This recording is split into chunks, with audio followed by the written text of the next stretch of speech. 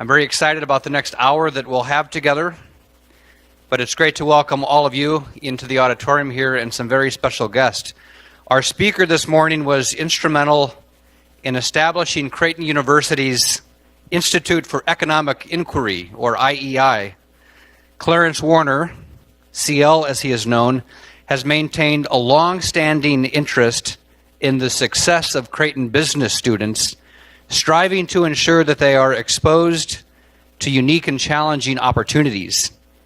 The aim of the Institute, to encourage students to examine the role of the free market system, exemplifies Creighton's commitment to critical thinking in Jesuit higher learning.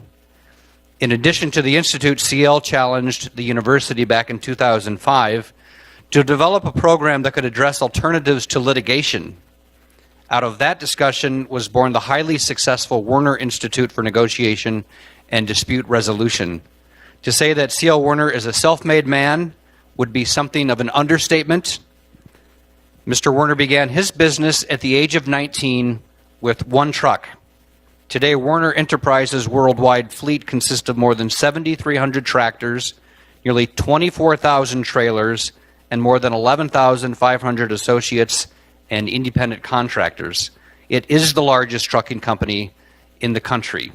It operates throughout North America, Asia, Europe, South America, Africa, and Australia, with offices here in the United States, of course, Canada, Mexico, China, and Australia. CL Werner has become an icon in the industry, a model of grit and determination. Mr. Werner is married to Rachel Werner, and she's here in the front row. His daughter, Gail Werner Robertson, also joins us this morning, a 1984 graduate of the Hyder College and a 1988 graduate of the School of Law.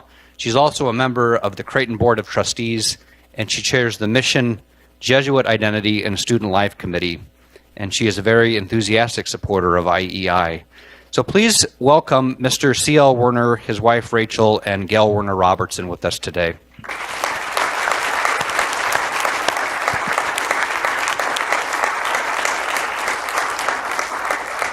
Let me ask Dean Hendrickson to come up here in just a minute. The Dean of the Hyder College of Business, Dr. Anthony Hendrickson. He's been in this role since 2005 and is overseeing an amazing renaissance in the College of Business, including its relocation here to the Harper Center, a very highly successful fundraising campaign called Ignite the Greatness that resulted in the college becoming the first named college at Creighton University, and record-breaking surge in enrollment. Tony, come on up. Thank you, Father.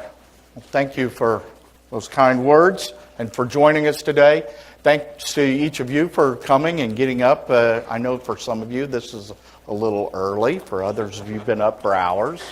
But thanks for coming and joining us. And to the guests, this is typically our Dean's Fellows event, and we've invited some additional guests to join us, so we're happy to have you join us. I would first welcome the Werners and thank you for taking time to come and share with us, and we appreciate that. I also wanted to introduce a few other people. I'd introduce Dr. Deanna Thomas, who's the director of the Institute for Economic Inquiry. So, Dr. Thomas, would you stand to be recognized? Thank you. And I'd also ask the faculty and staff of the Institute for Economic Inquiry to also stand to be recognized. I know there's several of them here. There they go.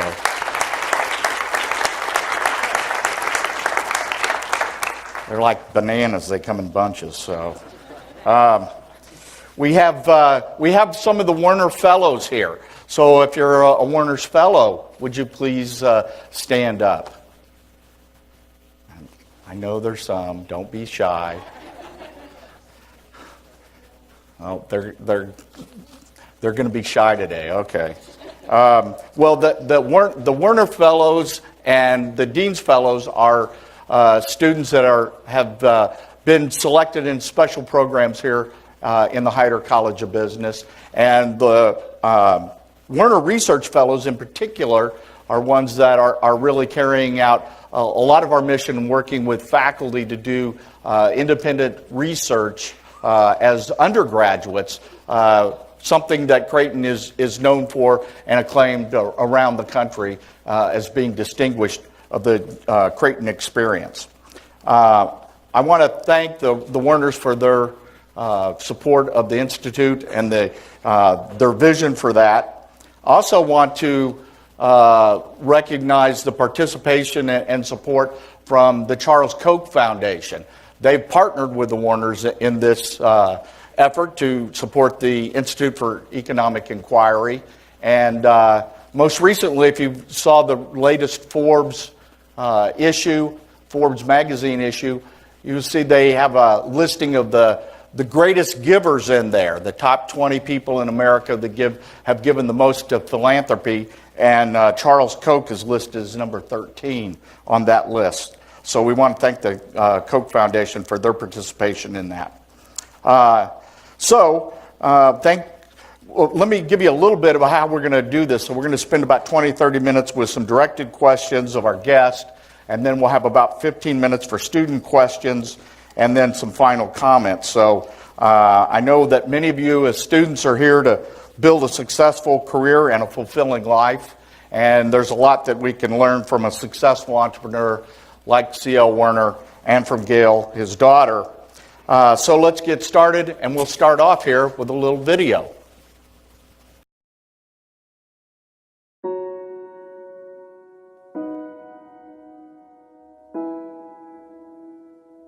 My name's C.L. Werner, and I built Werner Enterprises.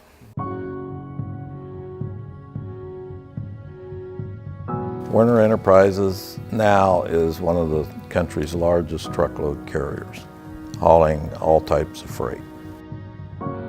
My name is Gail Werner Robertson. I'm C.L. Werner's daughter. Dad grew up on a farm, worked very hard, and then when he was 18 years old, he was ready to leave the farm and go to work in the city. At that point, I traded my car for a truck. I had no money, so I traded my car for a 1956 Ford truck and started my long trucking career. It took 4 or 5 years before I had a small fleet. By the time we moved from Council Bluffs to Omaha in 1977, we were operating about 400 trucks. We did our first $1 billion worth of business in 1996. Family business is a unique way to grow up. We hear there's stories about when he started sleeping in the truck, no sleeper, going 25 miles an hour up the mountains trying to deliver. We really all wanted to be involved. Me and my 3 brothers, we went every weekend. We cleaned the bathrooms. We counted paper clips. It was just part of what you grew up with. But what I did in my lifetime, I wouldn't be able to start today. In today's environment, with the controls the government has upon all of us, not just the trucking industry, the regulations are stifling our country. And in business, you have lots of opportunities to give up. And you just don't if you want to be successful. All businesses that succeed don't give up.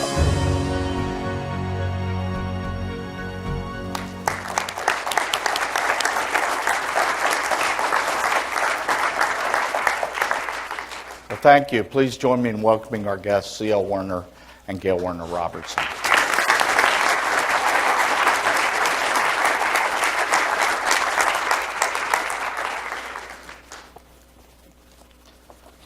Good morning. Good morning. Morning. So, we've heard some about Werner Enterprises. It went public in April of 1986, and you had 630 trucks or so, I think, back then. And we've heard from Father shared with us earlier what Werner's become, a global transportation company with over 7,300 trucks and 24,000 trailers and 11,000 plus employees. So you started all that when you were 19. Many of our students are about that age right now. Many of them own cars, so do you suggest that they maybe go trade it for a truck and get started? Did you ever dream that it would become this? So CL, if you would, take us back to how it started, when you started, and what was going through your mind. What were your goals then? What were you trying to accomplish? Well, probably I left the farm to come to Omaha and get a job because we were having droughts in Nebraska and it was impossible for me to become a farmer. But after working in a steel mill, I worked probably 3 weeks, 40 hours a week. What am I going to do with the rest of my time? And I know that there's one other thing I know how to do, drive a truck, because we had farm trucks. So maybe there's some way I can get in the trucking business. So I swapped my 1953 Mercury for a 56 Ford F800 and started my trucking career, hauling exempt commodities, grain, because I knew how to do that from being on the farm, growing up on the farm, and built it into a pretty successful company in 4 or 5 years. Every time I would get my truck paid for, or my trucks, I'd trade them for twice as many, make the down payment, and that's how I grew my fleet. In 10 years, I was running hundreds of trucks and running nationally. First, I just run locally in the local states, but I expanded nationally, and that's when I really started building terminals. First terminal I built outside of Omaha was in Denver. Then we built in Phoenix, we built in Dallas, we built in Ohio, and we built on the East Coast, West Coast. So our company grew pretty rapidly. And then I'll have to say, I don't know if I made a mistake or not. I'll never know. I took the company public in 1986. By taking it public, I took out all my debt, and I still, to this day, own the largest share of Werner stock, so I control it. So what would have happened if I hadn't taken out the $55 million debt? I don't know. But it was a lot easier on me because at that time, I was signing personally on all notes. So this eliminated that problem for me. And that's when our company really started growing. We got outside investors, and the stock values went up. Everybody was happy, and we were happy, and here we are with a $2 billion company and headquartered in Omaha. So it's been an interesting ride for 60 years, but if I had to do it over again, yes, I'd have probably made some changes, and I'd have made probably some mistakes too. But so far, I'm still at it, and I'm enjoying it. I love to go to work. I love to be involved in it. So it's been a good life for me. That's an amazing story. Tells the story. That's truly an amazing story. You know, many of our students want to run their own businesses as well. They would like to create something that reflects them, that adds value, makes a difference in the world today. So let's talk about what makes an entrepreneur. Gail, growing up, what are the attributes and behaviors that you witnessed in your father that you think are applicable, that explain some of his success? He's very humble, so you're not getting a lot of what it was that really made the business go. I was really lucky. I grew up not only with him as an example as an entrepreneur, but entrepreneurs tend to hang around other entrepreneurs, so I got a chance to really see a lot of the very best. And what I found to be kind of the critical piece of entrepreneurs and how they're successful is that they are risk takers. So when people ask me, what can I do? I want to be an entrepreneur. What are the skills that I can, work on to make myself have a higher chance of success? I tell them, be a risk taker. Do things, put yourself out as a leader. My husband would say jump out of an airplane with a parachute. I don't know that you have to go that far, but I mean, really, just learning how to take risk is one. Okay. The other thing Seal started to talk about as he was discussing pay off his debt, trade 1 for 2 and then 2 for 4, is the financial acumen. Seal has an innate ability. I've never seen it ever on anyone else like him. He can slice and dice numbers, and he demands it of his financial people. We'll be at meetings, and they'll have all this information out, and he'll get right down to it and say, well, that's not what we need to look at.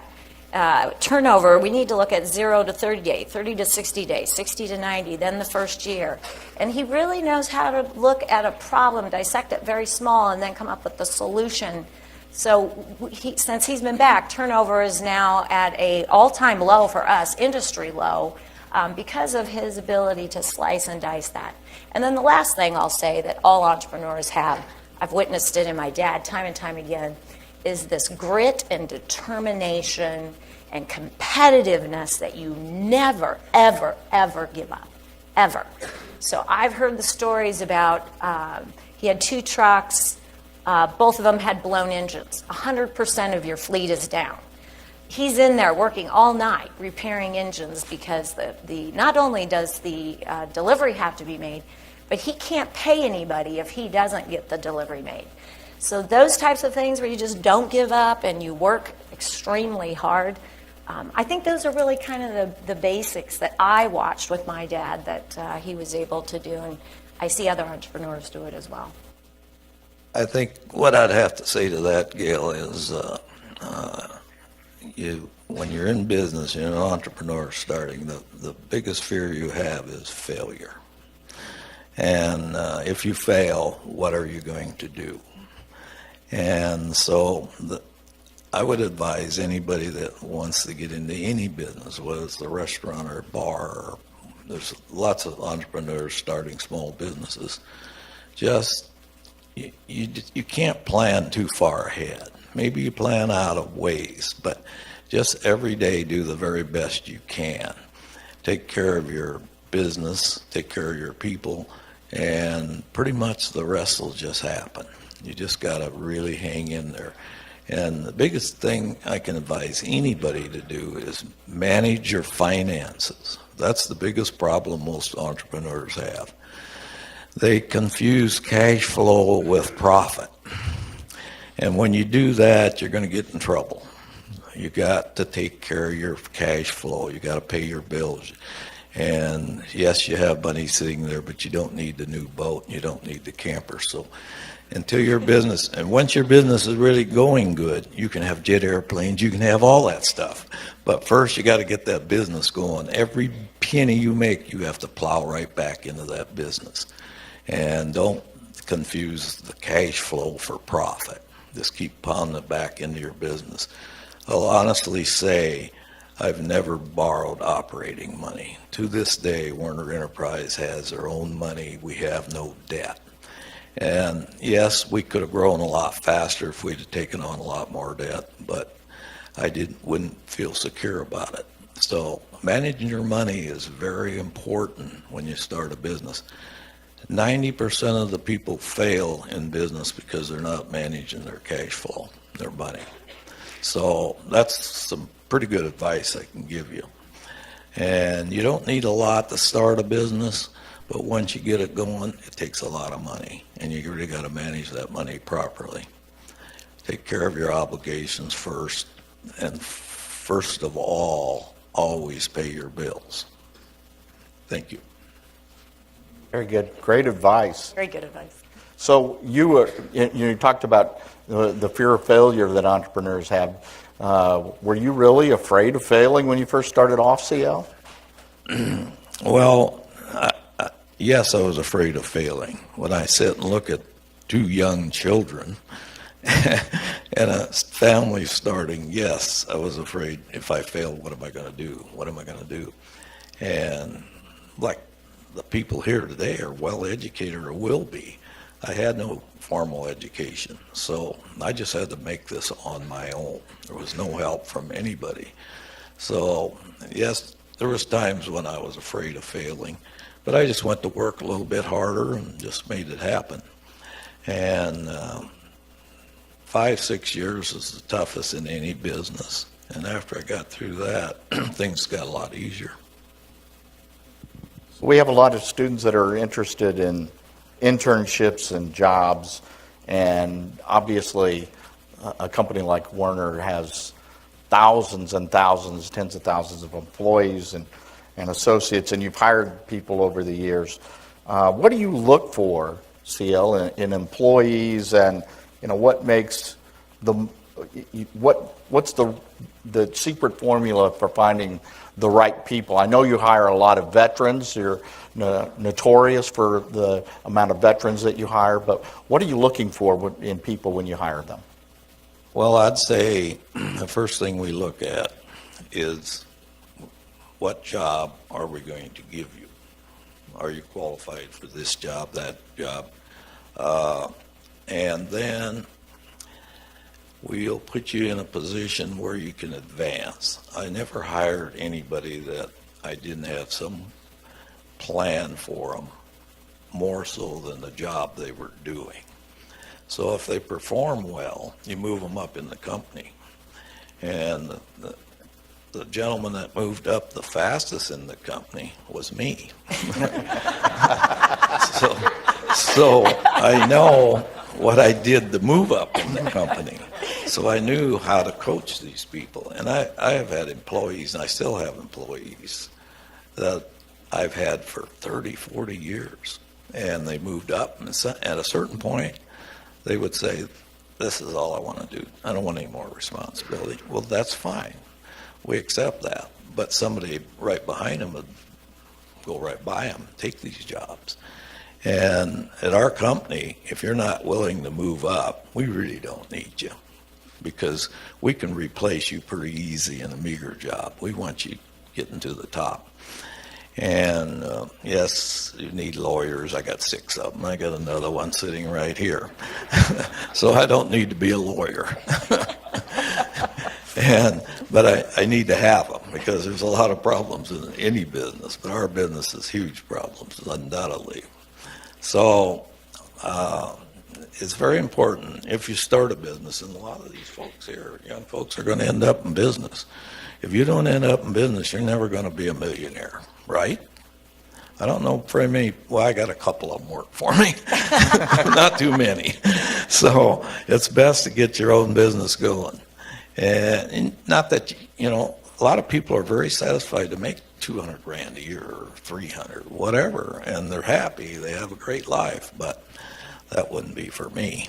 It isn't that I'm working so hard for the money. It's the rewards of what you get when you do produce and make a company do something great. It's not easy to take a company like a trucking company and become one of the top 10 in the nation. And so that's what I worked hard for. Yes, I have jet airplanes, but it's the idea of making something happen.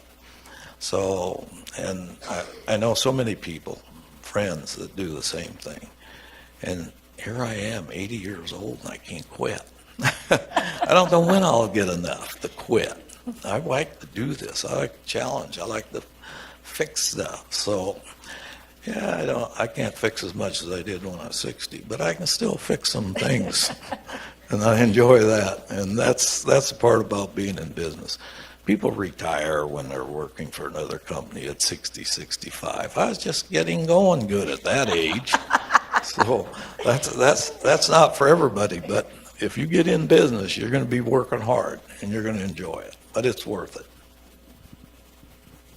So, there's a Jesuit charism that our students are exposed to about being men and women for and with others and working with others. And so, obviously, nothing's created by just one individual. You have to have employees and get other partners and people to collaborate with you. So there's an entrepreneurial spirit, but some of it's the environment that will facilitate you to become a success. So, CL, what are some of the external factors that you think enabled you to be successful, or at least didn't prevent you from doing what you've done? And in the video we saw you made some comments that you're not sure that you could do that today based upon the environment we have. Talk about the environment and candidly tell us what you think is the difference between when you started and allowed you to be successful in today. Well, in our business, transportation business, There's a lot of logistic companies starting now. Our company just started a logistic business 8 years ago and is doing $500 million a year already. It's going to grow rapidly, 20-30% a year. That creates jobs for small trucking companies, and some of them small trucking companies hauling for us today have 20, 30, 40 trucks. There's going to be some great companies come out of it. This year, we've been on electronic logging, running our trucks completely legal for 21 years, right, Gil? We put it on before any other carrier, and this restricted our drivers to drive legal hours. We had no paper logs, if you can believe that. The government allowed Werner Enterprise to do this because they knew we made a commitment and we're going to run our trucks legally. If they can't run legally, one driver to make, we put teams in. So we were the only company for 15 years that run our trucks completely legal. No paper logs. Paper logs, I made them out when I started driving. My truck only made average 35 mile an hour, 38, depending on where I'm driving. We'd log the speed limit, 55, 60, so you could put 12, 14 hours a day in. I'm sure glad we were able to do that because we made a lot of money. But there's carriers today, and most of our logistic carriers, that are still running paper logs. They know come December, the last week in December, we all have to run electronic logs, ELDs. They're going to lose 7% of their production. You got to reroute, you got to keep your deadhead down to get the production you need. So it's going to be a different world come December. They're going to have to run less hours and charge more money because they're going to have to pay their drivers more per mile because they're not going to get the extra miles that they're running today. All load and unload time will be counted. So that's why we have 25,000 trailers. So we drop them at shippers and pick them up loaded so our drivers do not have to unload and load loads. All they do is drive the truck. Because them hours are counted and that just takes driving time away from them. So this whole industry is going to change come December, and I think we'll get some extensions on it because the freight won't get moved. The logistic companies are moving 60% of the truckload freight today. It's not hauled by Werner Enterprise, Swift, Hunt, and all the rest of us. It's the little truckers, and if you're on the highway, you'll see them pulling a lot of weight trailers, no signs on them. That means they're hauling for logistic companies.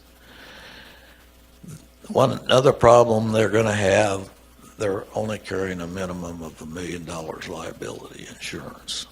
They're going to have to raise that up. That costs more money. The insurance on a truck line today is very expensive. Werner Enterprise is fortunate enough we carry our own insurance. Liability, collision, everything. So this is going to change the whole industry come December, and it'll run in the next year because they're going to have to extend it or the freight won't all move. So we got a big challenge coming. The challenge wasn't the challenge. The best thing that ever happened to our industry in '86 when Reagan deregulated it, opened the markets up for all of us. So this new regulation is going to change our industry completely. And accidents are going to go down because the drivers aren't going to be as tired, not pushing them as hard. So that's the reason it's going to happen. We've been for it for 21 years, and now it's finally going to happen to the rest of the nation. Thank you. That's great insight. Ed Snyder, who created the Philadelphia Flyers hockey team, said that he built his first arena in the 1960s, and the paperwork was just a little stack. And if he built that new arena today, the paperwork would fill a conference room. And he's not sure that he could have done it today just because of the oversight necessary. So, in your opinion, is the regulation of the government, is that helping free enterprise or is it hindering free enterprise? Well, definitely been hindering. And Fortunately, we have a president now that's deregulating a lot of the regulations that we should have never had to start with. Not nearly as many as we'd like to see, but regulations stifled our economy for 20 years. And now we're going to release some of these regulations and let industry grow. And I think that over the next 10 years, if everything happens the way I see it happening, you're going to see our economy boom to the highest level it's ever been. The last 20 years have been going down, debt going up. When debt goes up, our industries go down. And our country's far too deep in debt. We need to get the tax relief, which I think we're going to see that in the next 6 months, I hope. And then you'll see this economy really start going. People will make more money. If people make more money, they spend more money. They create more jobs. They create economy. We've been in reverse.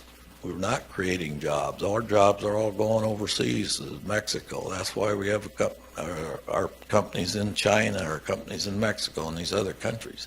India, we're moving a lot of freight out of India because their economy, they don't tax. Our companies go there and pay 15% or 12% tax. Here they have to pay 35, 40. So if we bring that tax down, we're going to see a lot of new growth there and a lot of new jobs.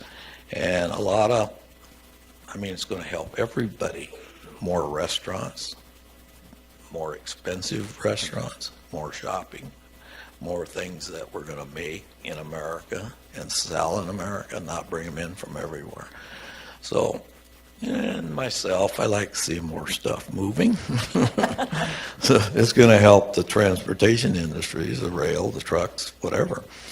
And so I think we got some really good years ahead. Let's just hope this stuff goes through.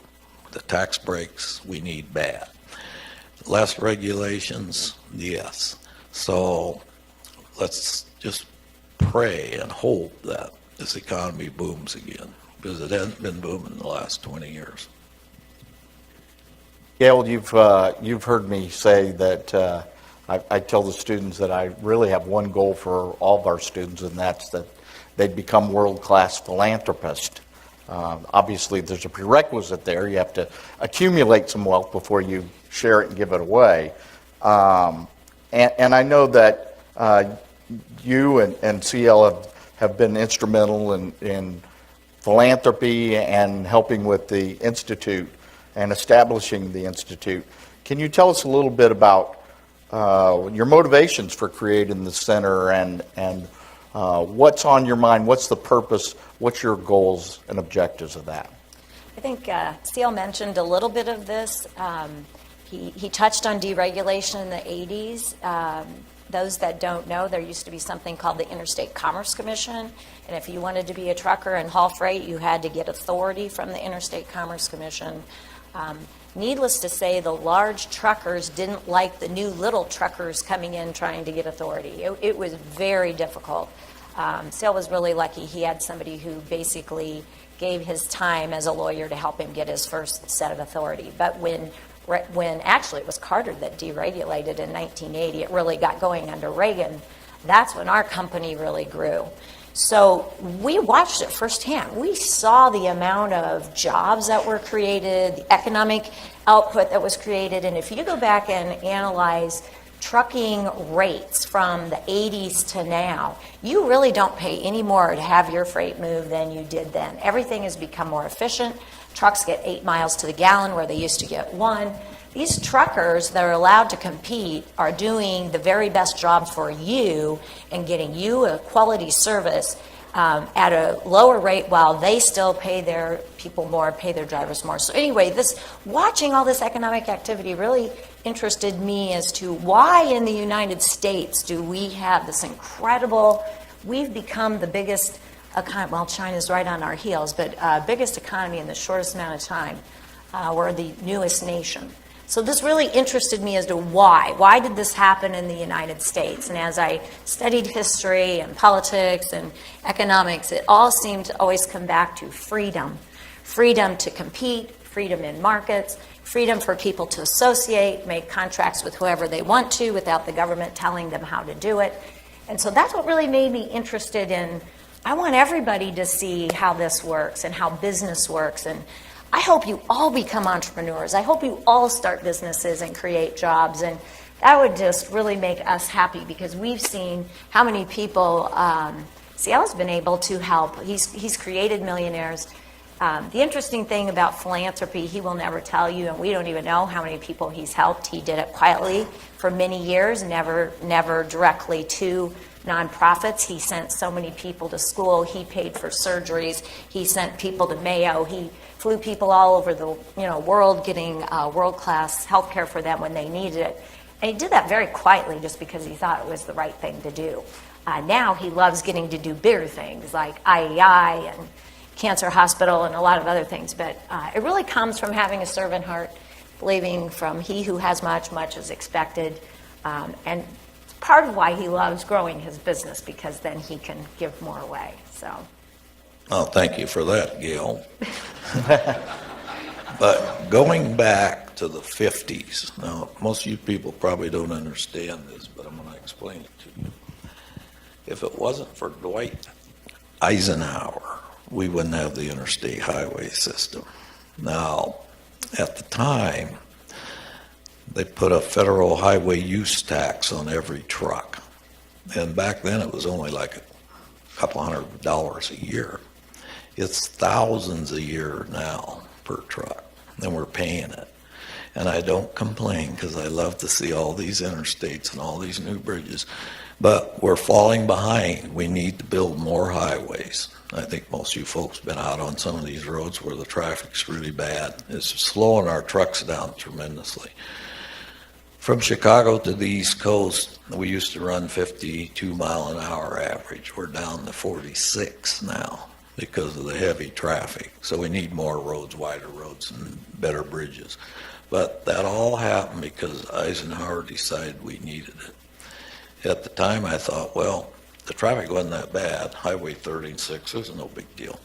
Why do we have to pay this extra money? Do we really need these roads? First interstate I drove on was from Council Bluffs to Crescent, Iowa, as far as it went. Then it went to Missouri Valley. Then it went to Omaha. Then it went to Sioux City. So pretty soon we were running half our miles on interstate highways, and traffic was growing. There was more traffic, more truck traffic, more car traffic.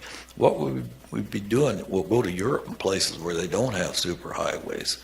Traffic's horrible. You're lucky if you average 20 mile an hour.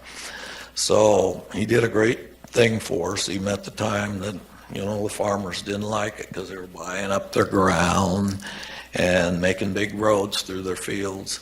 But thank heaven we got them today. When you drive on the interstate, just remember that. Thank heaven our forefathers many years ago figured this out and built this for us. So one question that I'll save that for last. Maybe we'll open it up for some questions from the students now, and we'll come back to that to close. So questions you have? Yes, and do we have some mics? Thanks.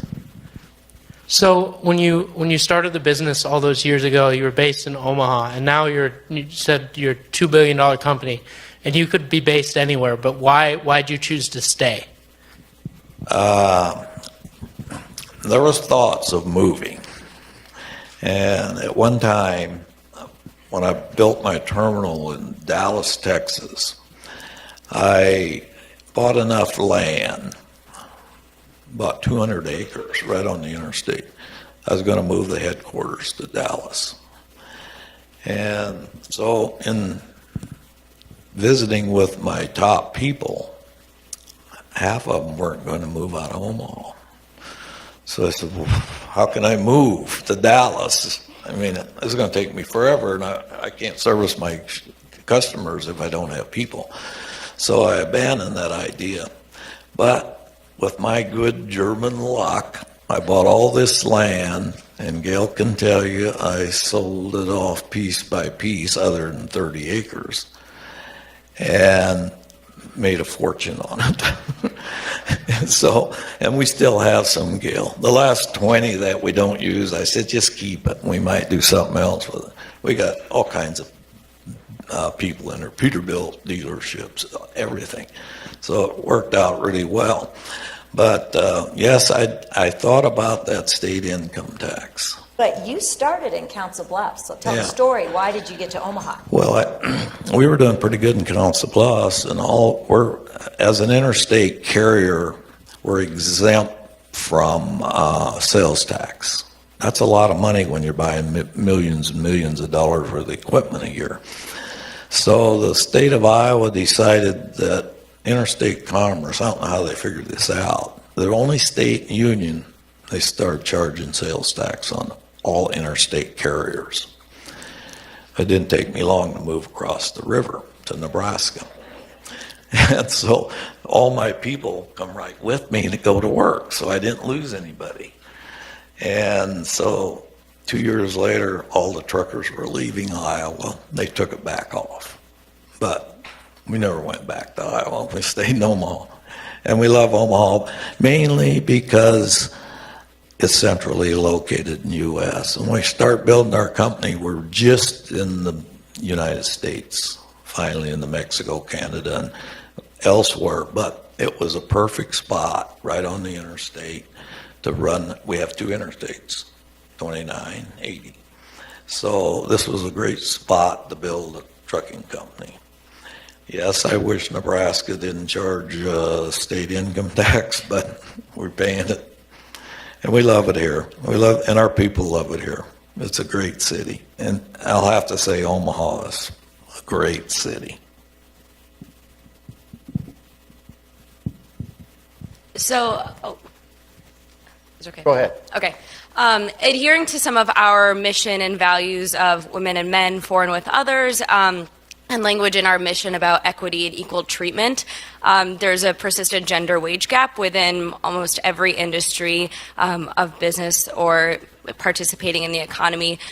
In trucking, it looks to be about 29% of the gap between what women on average earn and men on average earn. What kinds of practices, hiring practices, wage practices have you instituted in your business to help close that gap and return equity in representation and equity in pay in your company and in your industry? I will honestly tell you, if you're a woman driving a Werner truck, you get the same money as a man driving a Werner truck. If you're a dispatcher at Werner Enterprise and you're working the hours that you need to work, you will make the same money as the men. There's no difference. And Gail can tell you, I don't think we've ever had a lawsuit, have we? Yeah, I think probably where those statistics come from, he's absolutely right. Werner has more women drivers than any other company. We have solo women drivers. We have women drivers been on the road team for America. So I think we've done a very good job in promoting in our operational field. I think where we've had more of the challenges, women getting up into the higher echelons of the business. And what happens a lot of times is women take time out of their career to have families and then come back into their career. So we are trying very hard. We have a group at Werner for the Werner lady executives trying to help them balance all of this, taking care of family, taking care of their job, getting continuing education so that they can work on up. We have a lady right now who's up for a big promotion that will help us there. We have a woman on the board now. So we're really working hard to try to promote women. And you're right, in the industry, we actually also have a female safety director. We're the only company in America that has a female safety director. So we're working hard to promote women. It has been a very male-dominated field, but certainly on the driving and the operation, we have a lot of women dispatchers. We have women salespeople. We have women everywhere. They're just, it's going to take a little while for them to make it all the way up. I'll say that in our company, I've seen this since I started hiring women. The women in the industries today have a tough time. Somehow they're responsible to get the kids to school, pick them up, whatever.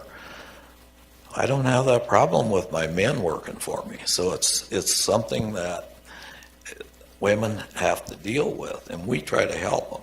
We really do. We were even thinking of building our own child care center, because it's hard for a woman to get up, get her kids to school, and be at work at 8 o'clock. So you have to have adjusting hours, and some of them only work 6 hours a day or 4 hours, whatever. Yeah, flex schedules are big. Schedules for women. you got to schedule where they can fit in. And I don't see that changing a lot, because more women work today than ever before in families. And probably to maintain the lifestyle you want today, in most cases, the women have to work too. So And they want to work. All Yeah, of you they that are wanna work. investing in your educations, you want to work. So I think we definitely have a committee working on it. We appreciate you've recognized it, and we're working to make sure that it gets better and better. we have a lot of top management in our company that are women. They do a great job. So, and we'll continue to, as Gail says, we'll continue to work programs so we can work more women. 20% of our drivers are women today. When I was driving a truck, they couldn't drive a truck. There was no power steering. It was a monster. But as soon as we got the power steering in the nice trucks, then all of our trucks now are auto shifts, so women can drive them. No one's taught to shove 16 gears anymore. So the auto shift has really opened the market for women. And women driving a truck, it takes them, a month to get their permit? No, more, a little more than that, maybe 6 weeks, 8 weeks. They can go through. We have 16 driving schools throughout the U.S. 30% of our students are women, because once they get out of that school, they can make 60, 70 grand a year driving a truck. They can't make that doing anything else. I mean, they're high school graduates. They're not educated. They're not lawyers. They're not CPAs. So they can make really good money, and they're really enjoying it. And we have lady teams. They really make money. I love the team we met in Florida. The mom was a college administrator, and Yeah. she had already gone and gotten her CDL, and her daughter had just graduated from college, and she was just ready to graduate with her CDL. Yeah. And they were going to be a team driving all across the country. They put all their stuff in storage, and she was going to work on her master's degree online while they were driving across the country. And they were so excited to get out there and drive. And we were so proud of them. What a great representation of our professional driving teams, this mother-daughter team. And that's not unusual. And they'd only lived in 2 states, Louisiana and Texas, and only had been in 4 or 5 states. Within 3 months, they were in 47 states, everywhere. And they couldn't believe it. They just enjoyed it because they got to travel and they got to be together, because she was off school and the daughter was off school, so they didn't spend a lot of time together. But if you can get along with your daughter in a truck like that, you're doing pretty good. So we have great administrative staff here, and so I don't want any of you going up and asking CL for a job at Werner and driving a truck. We need you here. Any other questions? One more right over here.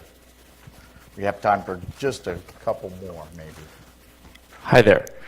How do you see the role of corporate responsibility and commitments to one's employees changing in an industry that could pose to have monumental efficiency gains from automation, driverless cars, platooning, that sort of stuff? Well, obviously in our industry, automation's not doing a lot for us as far as transportation, but with our dispatch and our computer systems and all that, and especially, Gail, with the logistic companies, I'm telling you, it's unreal what one person can do in a day. How many transactions they can make, and like maybe 120 truckloads a day they move through their computer system. They never talk to anybody on the phone. It's all computerized. And if you go down to our brokerage office here, you'll be shocked when you see it. And we have how many offices? 15 in the U.S. now.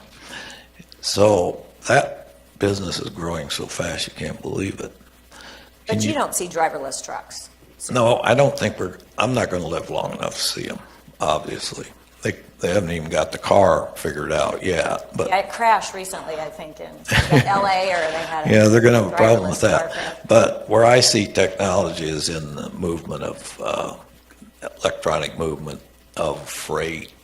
It's amazing. It used to be phone calls and set up, and it automatically goes to the driver on his CDL deal on his Yeah, on his board computer. Completely. He doesn't Or his talk phone. to anybody. It's phone Or his apps, phone. too. Yeah, they carry a phone. But he automatically gets his dispatch without talking to anybody.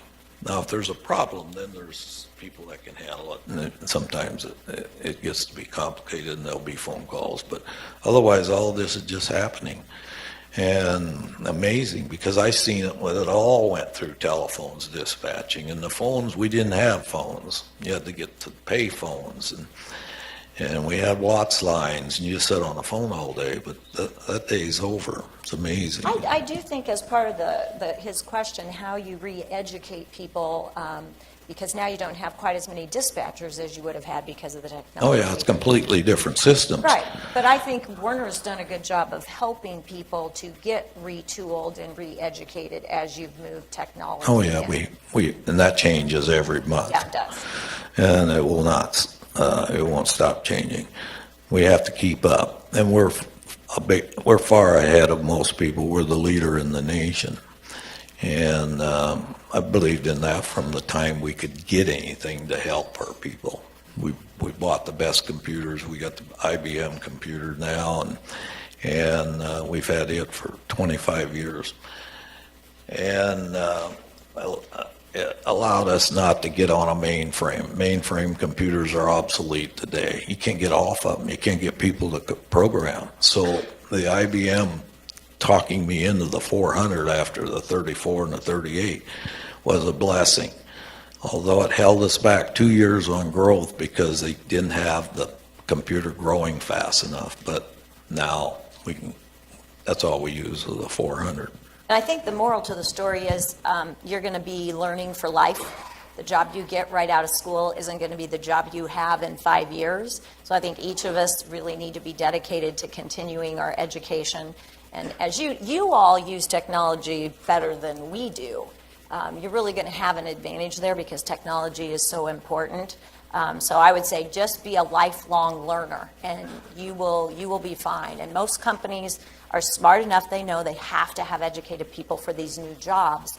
And it's very hard to start from scratch. So they are going to help retool, re-educate people. So be one of those people that's open and willing to learning new systems, new ideas, and going back to school if you need to, part-time or at night or on the weekend. Good question, though. And I think Gail can probably arrange visits to our brokerage office. We're hiring all the time. We'll take you up on We're that. growing. Yep. And then you can see how it operates. It's amazing. It's just amazing how this works and how much freight's moving through them systems today. So we have time for just one last question, so just a few minutes. Go ahead. So what was the best piece of advice you've ever received? Oh, I've received a lot of good advice. I've received a lot of advice I shouldn't have listened to. So, back when I was building my company fast, I had a good friend in Omaha that was a banker. And he had a bank out in western Nebraska. And he says, "CL, you're depositing all your money in my banks on L Street. Why don't you run all your checks through my West Nebraska bank?" And I said, "Why would I do that? I'd have to put my money out there." He said, "No, you put your money in this bank." every night, whatever checks clears that bank, we will transfer that money out of this account to that account. It'd give my cash flow 33 more days. That was a ton of money when you're doing millions and millions a week. So that was the best advice I got. I value advice on what it did for me. Did it make me money? Then it was good. But I've had a lot of advice that wasn't good advice too. I don't want to tell you about that. So the question we always like to ask is to give you an opportunity to enter our Hyder time machine and ask you if you could go back and visit with the 19-year-old CL. What do you know now that you'd like to be able to sit down and tell CL, who was 19, just starting off, in hindsight? I never thought about that, but my situation was at 19 years old. If I had to do it over again, I wouldn't have started my family for 4 or 5 years because it interrupted my business. So Gail would have been okay, but the boys would have been a little younger than they are now. I spent a lot of time being a father too, so it was like on a Sunday, what are you going to do? Go work on your truck, or are you going to take your boys fishing? Well, let's go fishing real early in the morning, then we'll go work on trucks. So balancing that act for the first 5, 6 years was pretty tough. It'd been better off if we just started the family when we were 30, not 20. Like today. Yeah. Like that's the way people do it today. That's why people are doing it today. Well, we want to thank you for taking time to come and visit with us and for all that Werner has done for the Institute and partnering with the Koch Foundation. We appreciate that and appreciate you spending time with us here. I do want to let you know, students that are not involved with the IEI, that the thing that the Institute does is organizing a number of public talks. So if you'll look at the website, we're always out there on social media sharing a number of speakers. We probably have 10 or 12 speakers annually that are involved. Every couple of weeks we're having someone. And the undergraduate students are doing research with faculty. So if you're interested in finding out more, you can go to creighton.edu/IEI and you can find out more about that. And if you're interested in joining one of our spring reading groups on prudent charity, you have to do that by November 26th. So thank you again for coming today, and join me in thanking our guests today.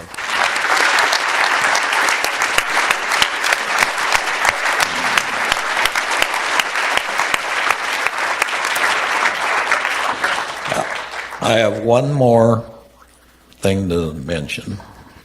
My granddaughter, Stephanie Christensen, runs our human resources in Omaha.